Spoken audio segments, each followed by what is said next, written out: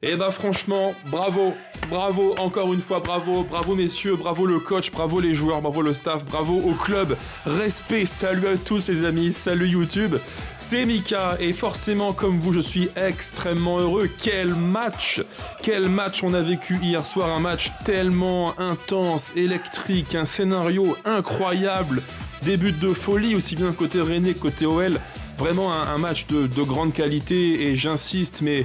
Punaise, je vais rester poli, hein. Promis, punaise, qu'est-ce que ça fait plaisir. Ça fait plaisir, on revient du fin fond des enfers, on est début mai, et on est là en train de rêver de Ligue des Champions, c'est de la folie. Merci aux joueurs et aux coachs, parce que vraiment, quand on est supporter de l'OL, après tout ce qu'on a vécu de terrible sous l'ère de John Charles Textor, repenser ballon, revivre le ballon, voir des matchs comme ça où l'OL pratique un foot chatoyant, agressif, dans le bon sens du terme, intense, vertical, un foot qui est inspirant, ça fait plaisir, ça fait vraiment plaisir.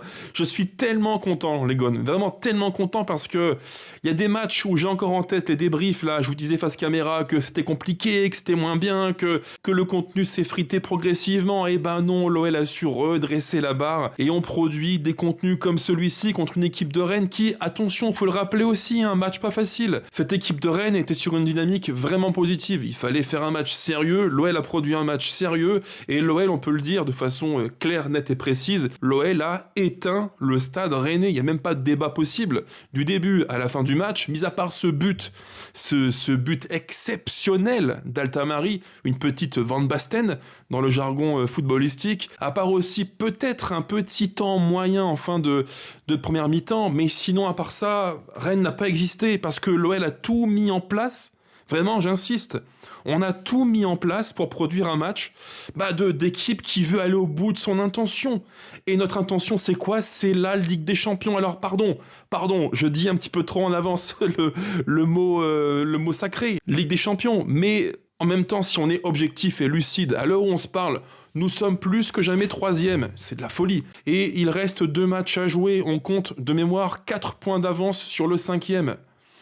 A priori, les amis, si on n'est pas des cancres, voilà, pour rester poli, si on n'est pas stupide et si on ne se sabote pas à la fin de saison, à l'instant T, l'OL a 7 ou 8 orteils sur les 10 en Ligue des Champions. Voilà, on va rester tranquille et mesuré, comme d'hab. Mais ayons ça en tête, c'est juste phénoménal. L'OL a fait un match de niveau européen hier soir, encore une fois, comme au Parc des Princes. Et l'OL a su renverser la vapeur, l'histoire d'un match qui aurait pu, c'est terrible, hein, un match qui aurait pu nous filer entre les pieds. Bref, tout ça, on va en reparler ensemble, il y a beaucoup à dire comme toujours, et je suis encore plus que jamais vraiment heureux de parler devant vous face caméra. Mais voilà, super soirée, match électrique, match plaisant, belle histoire de match, beau scénario, une ambiance de folie, des joueurs qu'on aime, voilà, je le dis, hein, à tous nos joueurs qui pourraient peut-être écouter mes vidéos sur YouTube. On vous aime, moi je vous kiffe tellement les gars parce que le foot c'est aussi ça, c'est des rapports supporters-joueurs. Une saison sur le temps long, c'est une rencontre entre vous les joueurs et nous supporters. Et quand ça match comme ça aussi bien, quand on est à ce point-là fier un lundi matin en allant au boulot de dire à nos collègues « mon équipe a gagné, mon équipe a fait un match de folie, mon équipe est 3e », ça rend vraiment heureux. Merci pour tout ça, c'est vraiment du pur plaisir. Avant de commencer, les gones, n'oubliez pas le petit pouce, là maintenant ça prend une demi-seconde et en plus c'est gratuit, donc pas d'excuses, pensez aussi à commenter, à me dire vos différents points de vue sur le match. Êtes-vous satisfait ? J'imagine que oui, c'est une lapalissade. Dites-moi aussi quels sont vos hommes du match. Moi, il y en a un ou deux qui me paraissent tellement, hier encore une fois, tellement au-dessus de la mêlée et tellement impressionnants. J'en reparlerai là aussi après, pas trop de spoil avant la fin du débrief. Bref, pensez à liker, commenter, abonnez-vous, activez la cloche, boostez en swipant dans l'espace commentaire vers la gauche. Je compte sur vous, ça aide beaucoup au référencement.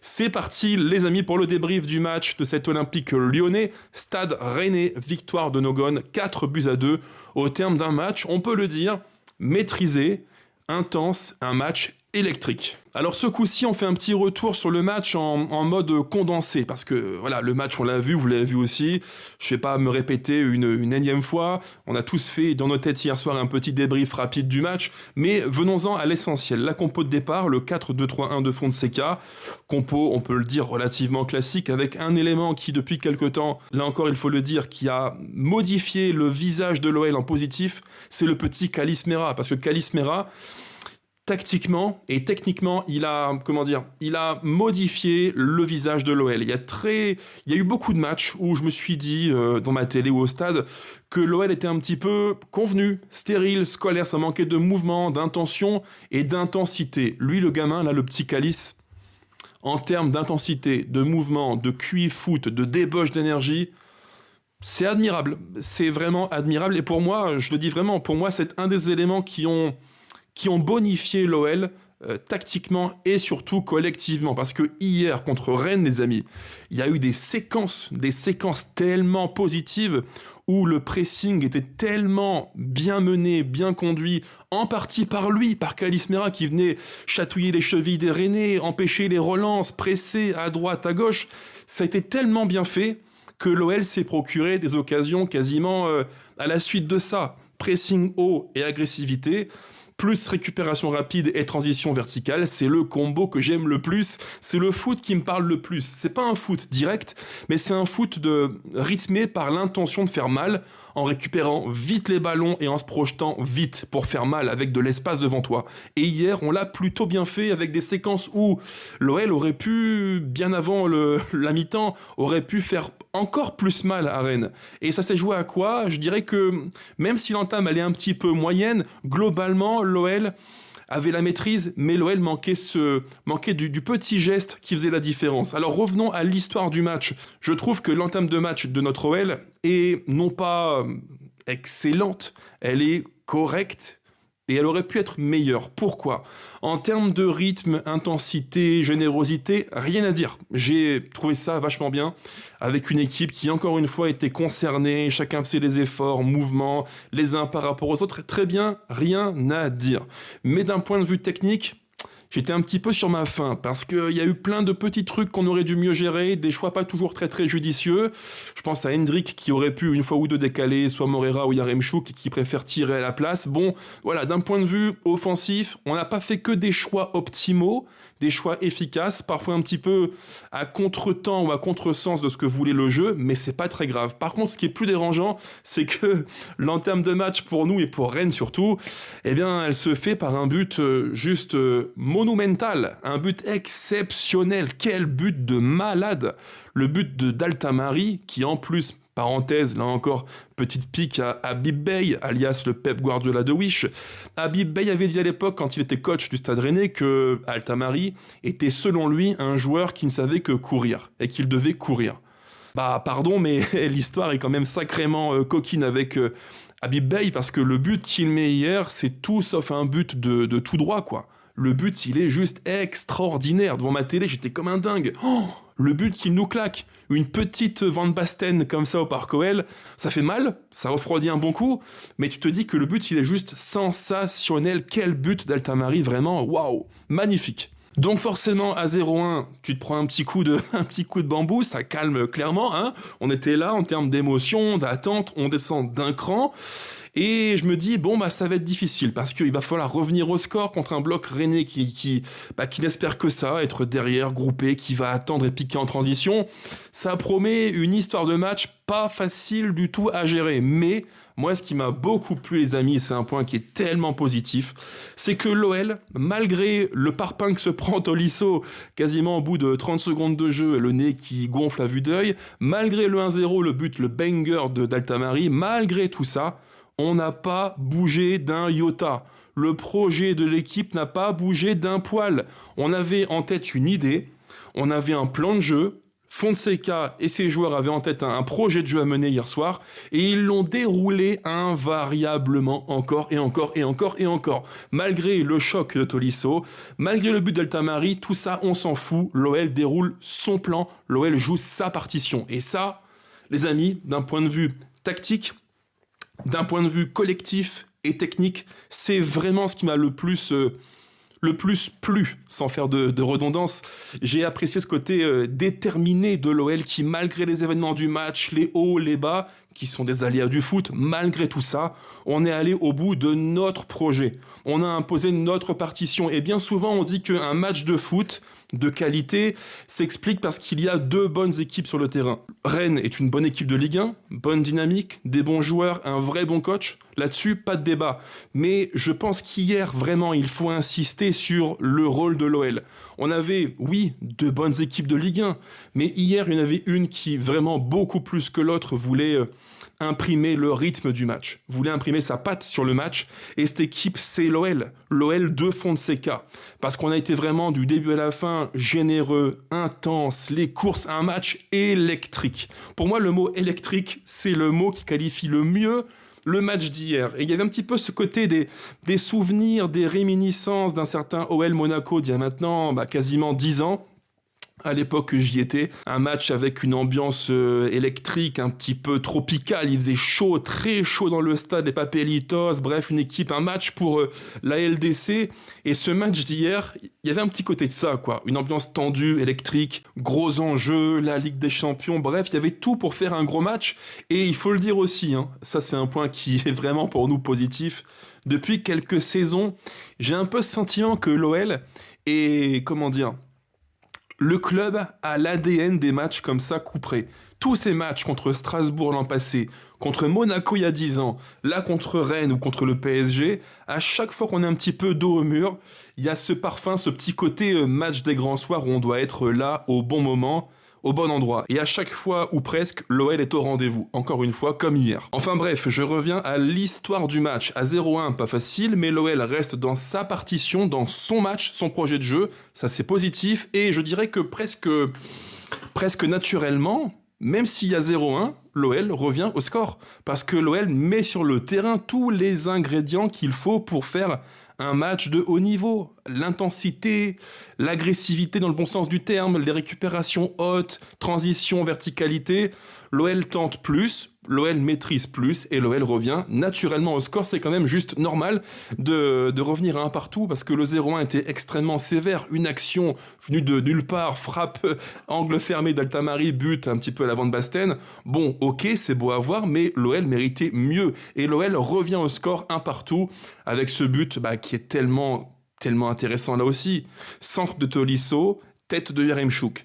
Centre de Tolisso, tête de Yaremchuk. Centre de Tolisso, but de Yaremchuk. Voilà, c'est un petit peu le gimmick depuis quelque temps. On l'a vu contre la Auxerre. Centre de Tolisso, Yaremchuk surgit, but. Et donc, un partout, l'OL a fait, je pense, le plus dur en revenant au score contre une équipe de Rennes qui s'en contentait bien, qui voulait piquer en transition, mais non. Ce soir, c'est le soir de l'OL et on compte bien le prouver. Et moi, ce que j'ai aimé, c'est que dans la foulée, l'OL continue encore et encore, intensité, du rythme. Il y a des séquences de jeu où on gratte des ballons quasiment dans le tiers adverse, on gratte haut les ballons. Et là, tout de suite, on fait mal, parce que forcément, plus tu récupères haut, plus ta ligne de récupération est haute et plus tu vas piquer et faire vraiment mal à cette équipe de Rennes. Hendrick aurait pu le faire avec un ou deux choix mieux pensés, mieux trouvés. Malheureusement, il a manqué un petit peu de lucidité, mais l'OL a eu les munitions et dans la foulée, là, c'est l'instant Afonso Moreira. Je dirais que cet OL-là n'est jamais plus fort que lorsqu'il va piquer en transition, jeu vertical, hop, direct, on se pose pas de questions, on est groupé, récupération, et là, on envoie les chevaux de course, on envoie le V12 dans les fesses d'Afonso Moreira qui part au cage. Et Afonso Moreira, quand il est lancé comme ça, c'est fini, t'es mort, c'est terminé. Hendrick, bon ballon, Moreira qui part au cage, qui part et qui active le V12, vroom vroom vroom, c'est parti, devant Samba, et là, les Rennais, il n'y a pas 10 000 choix, c'est soit ils le fauchent, il y a faute et sûrement carton rouge, soit ils prennent un crochet et finition en espérant qu'ils la mettent à côté, mais il n'y a pas 10 000 solutions. Et il se trouve que sur l'action, qu'ont fait les Rennais, ils ont fait le pire des choix. Penalty, et c'est justifié, puisque le Portugais se fait littéralement pousser, puis couper par Samba. Bref, péno, il n'y a rien à dire. Et là, je pense que tout le monde s'est dit, moi y compris devant ma télé, qu'il y avait non seulement penalty, heureusement, et de deux, qu'il y aurait carton rouge pour Altamari. Eh bien, figurez-vous que, et c'est en ça que le foot français et que l'arbitrage français sont juste exceptionnels, figurez-vous qu'il n'y a pas de carton rouge, il y a à peine carton jaune, et pas pour Altamari, non, pour Brice Samba. Alors là, moi je dis, monsieur Turpin, la turpinade, on l'a encore prise, respect. Ah, c'est juste extraordinaire. Une telle action comme ça, vous la montrez à 10 Français qui n'y connaissent rien au ballon. 9 sur 10, voire 10 vous diront, mais il y a faute, et c'est rouge. C'est rouge, il n'y a même pas de débat, c'est carton rouge. Altamari, prends ton rouge, dehors, à bientôt. Eh ben non.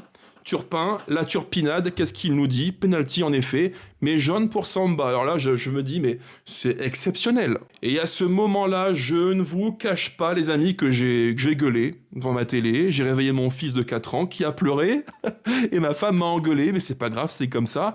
Parce que ce qu'on a vu hier, c'est une honte. C'est une honte. D'autant plus dans le contexte du match aller, où l'OL s'est fait littéralement enfumer, et là, rebelote, quoi. Et comme par hasard, en seconde mi-temps, qui est à l'origine du 2 partout pour Rennes? C'est Altamari, voilà. L'arbitrage français. Respect, bravo, et je passe tous les micro-événements du match où ça valait jaune, il n'y a rien eu, des fautes, la semelle sur un tel, bref, le bordel complet. Je ne comprends plus rien à ce que font nos arbitres français en Ligue 1, mais à vrai dire, je m'en fous, parce que voilà, j'apprends à passer outre, et le match d'hier, fort heureusement, se finit bien pour nous. Mais donc, en seconde mi-temps, qu'est-ce qu'on voit? Une équipe de l'OL qui, de 1, mène de 1, c'est bien, c'est positif. Il faut, je l'ai dit sur Twitter, continuer, mettre encore et encore de l'agressivité, l'intensité, le mouvement, les courses, et ça finira par payer. Et surtout, il faut breaker ce match, il faut tuer les Rennais. Bah ouais, sauf que malheureusement, en seconde mi-temps, ce qui devait se produire, malheureusement, se produisit. Mbolo laisse passer, reprise de Le Paul, que détourne, je crois, Mata dans mon souvenir, et but, et donc 2 partout, entre Rennes et l'Olympique lyonnais. Mais pour autant, je vais être très franc avec vous, je n'ai pas eu peur. Eh ouais, parce qu'en fait, hier, même si l'OL a été mené 0-1, même si Rennes revient à 2 partout, je n'ai pas eu le feeling que le match nous fuyait. Pas du tout. L'OL avait une telle maîtrise, une telle domination globale, tactique, technique, physique, collective, le pressing, que pour moi, c'était juste inévitable. On devait gagner le match. Et franchement, ça me rend tellement fier de vous le dire. On a gagné parce que l'OL, c'est tout le temps, du début à la fin du match, donner les moyens de gagner. C'est tellement positif, ça. D'avoir une équipe qui, peu importe ce qu'il se passe, continue encore et encore. Et ça, c'est la plus belle, je pense, des victoires pour nous hier. Vraiment. À 2-2, on aurait eu, encore une fois, comme à 0-1, 1000 raisons de paniquer en se disant « Aïe, aïe, aïe ». Même dans un bon soir, on prend des buts casquettes, on prend un but du futur, une Van Basten, Tolisso le parpaing, pas de rouge pour Altamari. Il y aurait eu 10 000 raisons de s'énerver, de paniquer, de pester. Mais non, pas du tout. Parce que l'OL était en mode match des grands soirs. Et ouais. Et ça, c'est bravo, bravo et encore bravo. Et la suite du match, pour moi et pour tous ceux qui ont vu ce qu'on a produit hier, c'est juste logique. C'est normal, c'est mérité. L'OL donne tout pour faire un grand match. L'OL fait un grand match. L'OL met le 3-2, le 4-2. Hendrick, Morera, les deux qui ont planté et qui ont crucifié Samba hier soir. Vraiment, c'est admirable. Fin de match de qualité. L'OL, je dirais, sur l'ensemble des 90 minutes, à part peut-être, voilà, à discuter, un petit moment moyen / faible en fin de mi-temps, mais à part ça, sur l'ensemble du match, pour moi en tout cas, l'OL maîtrise de A à Z, ou presque, vraiment, un match de top qualité, intensité, agressivité, électricité, un match de haut niveau. Et sincèrement, vous me le direz en commentaire, pour moi, le match d'hier, il est top 3, top 5 à coup sûr des matchs de la saison, parce qu'il y avait quasiment tout. Et le 4-2, il est plus que mérité, en fait, il n'y a rien à dire. D'ailleurs, à la fin du match, j'ai aussi beaucoup apprécié les commentaires de Franck Hez et de Valentin Rongier qui ont été, je trouve, d'une lucidité incroyable, hyper intelligents dans leurs propos. Ils l'ont dit clairement, entre le Rennes d'hier et le Lyon d'hier, l'OL d'hier plutôt, il n'y a pas photo. Et ces Rennais-là, Franck Hez le premier, Rongier aussi, ils l'admettent clairement. Ils se sont heurtés à une équipe qui mérite d'être troisième. Et entre ce que eux ont produit et ce que l'OL a produit hier, il y avait un écart qu'ils ont senti sur le terrain ou en bord terrain. Alors mes tops du match, ça va aller vite, petit package global. Il y a tellement de gars qui m'ont fait plaisir hier. Entre le match d'Abner qui dézone, qui apporte. Abner, c'est vraiment le cas typique du joueur qui a bonifié Fonseca. À l'époque, quand le Brésilien signe chez nous, j'étais un de ceux qui disait attention, parce que je l'ai vu au Real Betis, plein de lacunes défensives et plein de lacunes en termes de concentration. Bah honnêtement, avec le recul des matchs et de sa progression, Abner, bravo. J'aurais pu dire aussi, évidemment, quel match du V12 Afonso Moreira, vroom vroom vroom, qui est partout. C'est juste incroyable.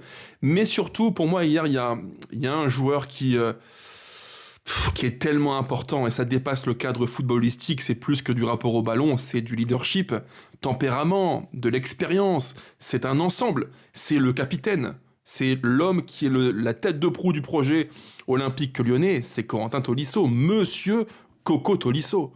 Parce que ce qu'il fait hier, encore une fois, c'est admirable. Le monsieur, il est partout. Il est partout. À 0-1, calmez-vous les gars, il parle à tout le monde, calmez-vous, tranquille, ça va le faire, pas de problème. Leader.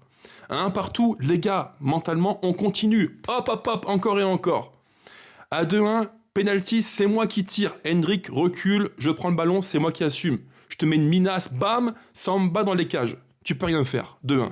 C'est le patron. Et moi, je vous le dis, je prends un avis plus ou moins populaire ou pas, c'est vous qui me le direz en commentaire, mais dans mes critères, dans ma grille de lecture, Corentin, c'est une légende de l'OL. Il n'y a même plus de débat, en fait.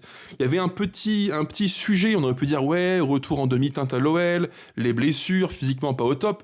Mais quand tu vois ce qu'il produit, inclinons-nous et respect, monsieur Corentin. Respect. Il est partout. Partout. Un leader, techniquement, c'est l'homme fort de l'équipe. Physiquement, il est présent, il multiplie les courses, il est buteur et passeur. Il fait tout, leadership, je pense qu'il est inspirant. Et on se rend pas compte, mais d'un point de vue extra-foot, l'aspect mental, psychologique, l'aura du joueur, son leadership, ça bonifie, je pense, à 15, 20%, 25% de l'équipe. C'est énorme. C'est un coup de boost qui est tellement puissant. Il y a un Noël avec et un Noël sans Tolisso. Et avec lui, ma foi, on est meilleur. Voilà, c'est tout. C'est un grand joueur, un leader, et c'est une légende pour moi de l'OL. C'est clair et net. Et puis bon, enfin, côté flop, il y a un joueur qui m'a semblé un petit peu en dessous. C'est pas un mauvais match, mais disons que sur les 2 buts que met le Stade Rennais, à chaque fois, il est sur la photo. C'est Ainsley Maitland-Niles qui fait un match, je dirais, globalement moyen. Alors offensivement, il y a quelques séquences où c'est intéressant, double contact, tac, tac, tac, hop, au casse de but, c'est pas mal. Mais défensivement, sur le 0-1, il est loin d'Altamari, très très loin, long ballon, il est, je crois, à la fin de l'action, peut-être à 2 mètres du joueur, c'est trop loin. Et honnêtement, personne n'aurait pu prédire un tel but, une telle frappe, ok, mais malgré tout, il est loin, l'anglais, sur Altamari. Et sur le 2 partout, pareil, il est très passif, un repli au petit trot, comme ça, tranquille. Voilà, c'est un match typiquement, c'est dur à dire, Maitland-Nilesien, c'est compliqué à dire, compliqué. Mais voilà, en 2 temps, offensivement, c'est correct, pas mal. Défensivement, ça pose question. Donc, mon petit flop, ce serait Ainsley Maitland-Niles. Pour finir, les gones, le classement donc de la Ligue 1 à l'instant T. Nous sommes lundi, 13h48 à mon PC portable. Le classement, je le mets à l'écran. Qu'est-ce que l'on peut dire ? Que l'OL fait un très gros coup. Bah ouais, c'est super. On est content puisque le PSG finira a priori champion de Ligue 1. Lens, attention, parce qu'entre Lens et l'OL, il y a à l'instant T, avec un match de moins pour Lens contre le PSG, 4 points d'écart. Et il y a un fameux OL Lens d'ici 15 jours. Sait-on jamais. En 3e, c'est l'OL qui atteint ce fameux seuil symbolique des 60 points en Ligue 1 qui, 2 fois sur 3, conduit à la Ligue des Champions. On verra si c'est le cas ou pas cette saison en Ligue 1, puisque le rythme paraît plus soutenu pour les clubs qui veulent être européens. 4e, Lille avec 58 points, Rennes 56, et donc Monaco 54, et le fameux ambitieux project de l'OM, l'Olympique de Marseille, 53 points, Strasbourg 46. Bref, en fait, qu'est-ce qu'il faut comprendre ? C'est que aujourd'hui, en tout cas si on est factuel à l'heure où on se parle, avec 60 points, l'OL, mathématiquement, a 4 points d'avance sur le 5e qui est Rennes. Je rappelle que le premier, le deuxième et le troisième vont directement en LDC. Le quatrième aura un petit tour de chauffe pour se qualifier, ok. Mais les Gones, si on est pragmatique, il reste 2 matchs à jouer. Pas d'enflammade, ok c'est vrai, mais 2 matchs à jouer. 6 points à prendre, et l'OL compte 4 points d'avance sur Rennes. Alors oui, on va me dire, Mika, tranquille, calmons-nous, ok, je retire. Mais objectivement, avec 4 points d'avance et 6 points à prendre, mathématiquement, l'OL est plus que jamais proche de la Ligue des Champions. On a 1 pied et demi dans la compétition. Alors oui, pas d'enflammade, là-dessus on est ok, c'est clair les amis, mais objectivement, l'OL est plus proche que jamais de retourner en Ligue des Champions. Je vais rester calme et mesuré, mais il y a un petit parfum qui sent bon, quoi, et j'imagine vraiment très mal, on va affronter Toulouse et Lens à la maison, j'imagine mal l'OL faire 0 sur 6, et je pense même qu'avec un seul point, ça peut suffire. Donc si l'OL avait la très bonne idée de prendre, on va dire, 3 points. Au moins 3 points sur 6. Toulouse et Lens. Ce sera fait. Voilà, c'est ce qu'il faut se dire. Objectif, prendre une victoire sur les 2 matchs qui arrivent, et l'OL sera officiellement en Ligue des Champions, au moins pour le tour préliminaire. C'est juste insensé, et il faut le dire encore et encore. Merci aux joueurs, merci au staff qui nous font croire à la J32, encore, en l'espoir d'une qualification en Ligue des Champions. Après tant et tant d'années d'absence, l'OL est peut-être en train de renouer avec une ambition qui semblait naturelle, qu'on a au fil du temps un petit peu perdue, mais que peut-être on est en train de récupérer. Sur ce les Gones, portez-vous bien, ciao, bisous à toutes et à tous, et on se retrouve très vite. Ciao, et allez l'OL plus que jamais, évidemment, salut.